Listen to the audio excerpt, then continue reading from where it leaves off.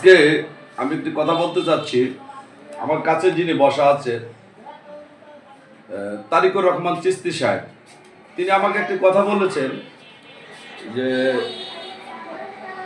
সূরা বাকারার 43 নম্বর আয়াত, এখানে বলা আছে সালাত কায়েম করো, যাকাত দাও, মাথা নতকারীর সাথে মাথা নত করো।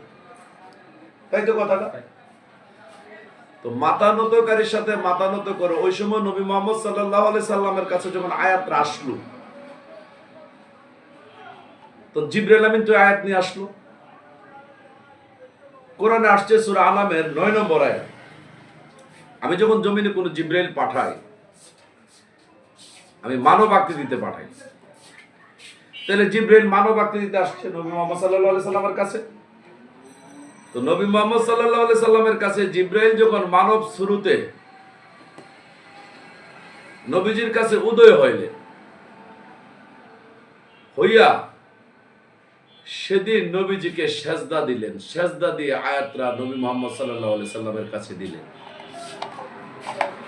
সেদিন সাহাবারা নবীজির আশেপাশে বসা, সাহাবারা জিজ্ঞাসা করলো, হে আল্লাহ রাসূল, যিনি আপনাকে সেজদা দিল তিনি কে? তিনি যে আপনাকে সেজদাটা দিয়েছে, যদি সেজদাটা সঠিক হয় আর আমরা যদি না দিই তাতে গুনাহগার হয়ে যায়। আর আমরা তো পূর্বে কোনোদিন দেখি নাই সেজদা দিতে, আমরা এখন কি করব? তখন নবীজি নিজের মন গড়ার থেকে কোনো কথাই বলেন না, কারণ নবীজি তো আল্লাহ কথা না বলালে তো বলেন না, দিনের মালিক তো আল্লাহ। তো নবীজি হুট করে নিজের থেকে তো কোনো কথা বলেন না। তখন আল্লাহ বললেন, এই মাথা নতকারীর সাথে মাথা নত করো। যখন এই আয়াতটা আসলো, ওইখানে সবাই নবীজিকে সেজদা করেছিল। এখন প্রশ্ন, নবীজিকে সবাই সেজদা করেছিলেন, এই কথাটা যদি আমাকে কেউ ধরে যে সাদেক চিস্তি সেদিন জিবরাইল আমিন যে নবীজির সেজদা দিল, এটার আরেকটা দলিল চাই, আমাকে কেউ বলতে পারে?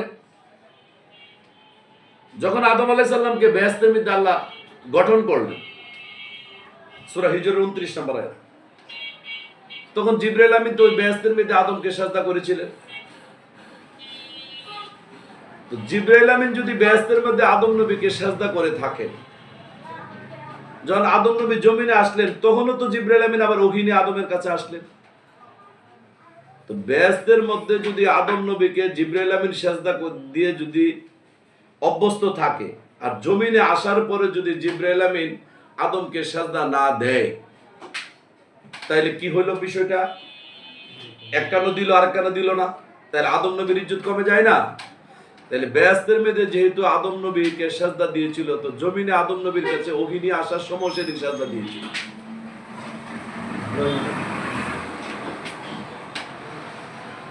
এই জন্য আমি বলতে চাচ্ছি জগতের কাছে, নবী মুহাম্মদ সাল্লাল্লাহু আলাইহি সাল্লাম কি আদম নবীর চাইতে কি সম্মানের দিক থেকে, ইজ্জতের দিক থেকে বেশি না কম? বেশি। তাহলে নবী মুহাম্মদ সাল্লাল্লাহু আলাইহি সাল্লামের কাছে যখন জিবরাইল আমিন মানব শুরুতে ওহী নিয়ে আসলেন, সেদিন যদি নবী মুহাম্মদ সাল্লাল্লাহু আলাইহি সাল্লামকে জিবরাইল সেজদা না করে, তাহলে আদমের চাইতে মর্যাদা কত দিক দেন, নবী মুহাম্মদ সাল্লাল্লাহু আলাইহি সাল্লামের মর্যাদা ছোট হয়ে যায়। আদমকে যে কারণে জিবরাইল আমিন সেজদা করেছিলেন, সেজদার মালিক কি? আল্লাহ না? তো সে আল্লাহই তো বললেন ওয়াসজুদু আদম, আদম নিমিতে সেজদা করো। তাহলে কি কারণে সেজদা করেছিলেন?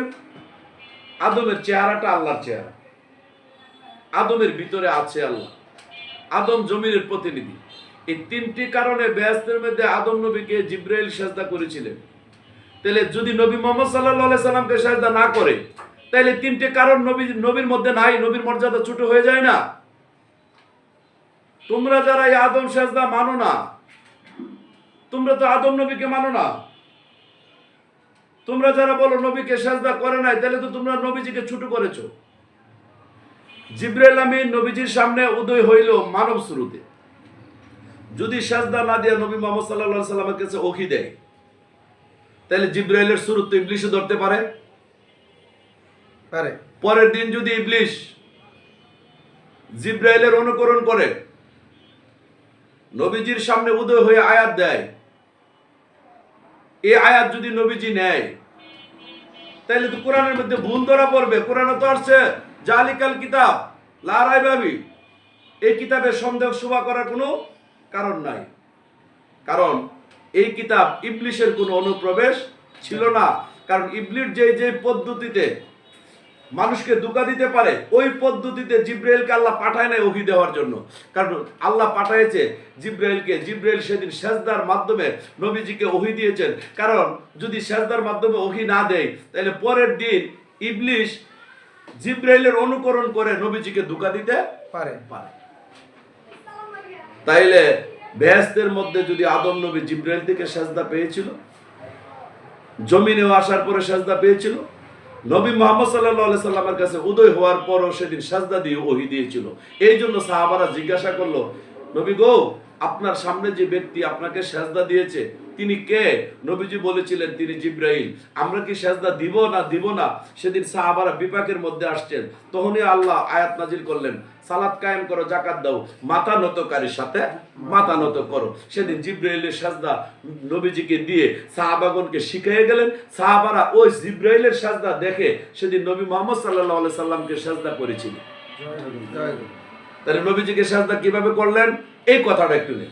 সেজদার মালিক তো আল্লাহ, আল্লাহ বাদে কাউকে সেজদা করা যাবে না। আল্লাহ নিজে সেজদার মালিক হইয়া অসজুদুলি আদামা বলেছিল। কি কারণে?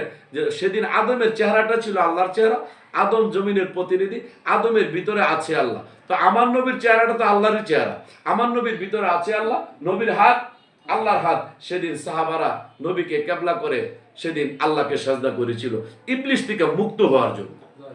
কারণ ইবলিশ এই সেজদা করে না। আমি এই দেশের মানুষের কাছে বলবো যে আদম কাবায় যারা সেজদা না করো, তোমরা যে মানুষকে সেজদা করা হারাম, নিষেধ, বা এই সেজদা তোমরা যারা মানো না, তোমরা একটু গবেষণা করার দরকার।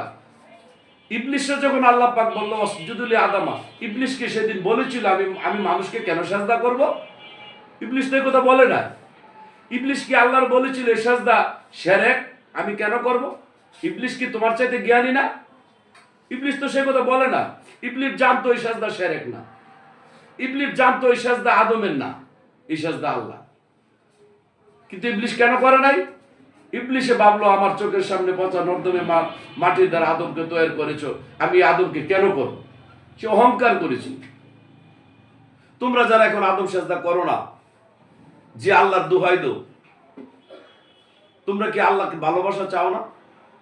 তোমরা যারা আল্লাহকে ভালোবাসো, আল্লাহ দিনের মালিক, আল্লাহ হায়াত মওতের মালিক, আল্লাহ রিজিকের মালিক, আল্লাহ দর্শনের জন্য যারা পাগল পাগল হয়ে ঘুরতেছো, তুমি ওই আল্লাহর দোহাই দিচ্ছ, ওই আল্লাহই কিন্তু আদম সেজদাটা করেছিলে। তোমরা যদি আল্লাহ মানতে চাও, আল্লাহকে ভালোবাসতে চাও, আল্লাহ যে আদম সেজদার কথা বলেছে ওই সেজদাটা আগে লাগাও। যেদিন তুমি আদম সেজদাকারী হয়ে যাবে, সেদিন তুমি আল্লাহর দল হয়ে যাবে, ইবলিশের শত্রু হয়ে যাবে।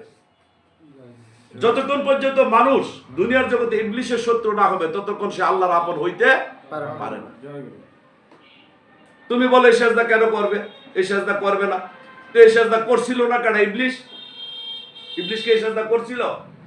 তুমি যখন বলবে এই সেজদা করব না, তখনই তোমার আমি ধরে নিব তোমার বন্ধু হয়েছে ইবলিশ। কারণ ইবলিশও তো এই সেজদা করে নাই। সূরা আনামের 112 নম্বর আয়াত খুলে দেখো, প্রত্যেক নবীগণের শত্রু হয়েছে ইবলিশ। তো নবীর শত্রু ইবলিশ, ইবলিশ এই সেজদা করে নাই, তুমিও করো নাই, তাহলে তুমি নবীর আপন হইলা কিভাবে? তুমি যদি নবীর আপন হইতে চাও, নবীর শত্রু ইবলিশ যে কর্মটা করে না সেই কর্মটা আগে লাগাও। কি সাধু? তাই ইবলিশের থেকে তুমি বাঁচতে হলে, ইবলিশের বিরোধী দলে তুমি থাকতে হইলে, ইবলিশ থেকে দূরে তুমি থাকতে হইলে, ইবলিশ তোমার কাছ থেকে দূরে রাখতে হইলে, ইবলিশ যে কর্মটা করে না ওই কর্মটা করতে হবে। ওই কর্ম নিজে নিজে করতে পারবে না। ওই কর্ম করার জন্য ওই আদম সেজদাকারী একজন গুরু, আদম সেজদা নেয়, আদম সেজদা করে এমন একজন মাথা নতকারীর সাথে তুমি যাও, যায় মাথাটা নত করো। মাথা নত কিভাবে করবা? রসুলের হাত আল্লাহর হাত, রসুলের চেহারা আল্লাহর চেহারা, সম্যক গুরুর কাছে বায়াত হইয়া রসুল বিশ্বাস করে ওই কাবায় সেজদা দিয়ে ইবলিশ টিকা পরিত্রাণ হয়ে হাসরের ময়দানে উঠো, তাইলে তুমি জান্নাত পাবে। কারণ হাসরের ময়দানে এই সেজদা দিয়েই তোমার পরীক্ষা করা হবে। সূরা কলমের 42 নম্বর আয়াত খুলে দেখো, আল্লাহ তো নিজেই বলে দিয়েছেন আমার পা উন্মোচিত করা হবে, তাদেরকে ডাকা হবে সেজদা করার জন্য। তারা সেদিন সেজদা করতে পারবে না, দুনিয়ার জগতে যারা জালিম অবস্থায় সেজদা করতে পারে না। সূরা কলমের 42 নম্বর আয়াত। তাহলে যেই সেজদা ইবলিশ করে নাই, ওই সেজদা দিয়ে হাসরের ময়দানে পরীক্ষা হবে। যদি তুমি মনে মনে কামনা বাসনা রাখো, দুনিয়ার মানব রচিত কথা আজমা কিয়াস দিয়া যেভাবে তুমি বন্দিগি করতেছো, ওই বন্দিগি হাসরের ময়দানে পরীক্ষা আসবে না। হাসরের ময়দানে পরীক্ষা আসবে আদম সেজদা দিয়া। কেন? ইবলিশ আদম সেজদা পারে না, আদম সেজদা করে না, ওইটা দিয়ে পরীক্ষা তোমার নিবে। আর যদি অন্যটা দিয়ে পরীক্ষা নেই তো ইবলিশ পাস করবে। আল্লাহ জানে না ইবলিশ কোনটা পারে আর কোনটা পারে না? জানে। আল্লাহ জানে ইবলিশ যেটা পারে না, ইবলিশ যেটা করে না। ইবলিশকে দুজকে নেওয়ার জন্য আল্লাহ এমন একটা পরীক্ষা হাসরের ময়দানে নিবে, সেদিন ইবলিশের বিরুদ্ধে যারা আছে, নবীর আপন, নবীর উম্মত, নবীর দল যারা আছে, তারাই সেদিন এই সেজদাটা করতে পারবে। আর ইবলিশ অনুসারী সেদিন সেজদা করতে পারবে না। আমি দেশবাসীর কাছে বলবো, মাথা নতকারীর সাথে, আপনার কথাটা ছিল মাথা নতকারীর সাথে মাথা নত করে সূরা বাকারা 43 নম্বর আয়াত। প্রত্যেকটা মানুষ একজন সম্যক গুরু রসুলের কাছে বায়াত হোক। ওই গুরু যেখানে মাথা নত করেছে, তুমিও তার কাছে মাথা নত করো। কইরা তুমি আদম কাবায় সেজদা দিয়ে ইবলিশ থেকে পবিত্র হয়ে হাসরের ময়দানে উঠো। তুমি সেদিন হাসরের ময়দানে তোমার পরিচয় হবে ইবলিশের শত্রু আল্লাহর আপন। জয় গুরু, জয় গুরু।